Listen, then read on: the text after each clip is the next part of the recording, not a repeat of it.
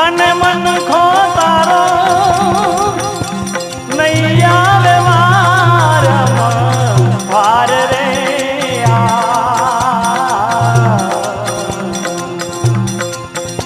એવા મનુષ્ય જેવા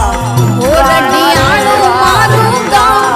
કદી બનજો રે મહેમાન આપે મીઠો આવકારો કરે તે સનમ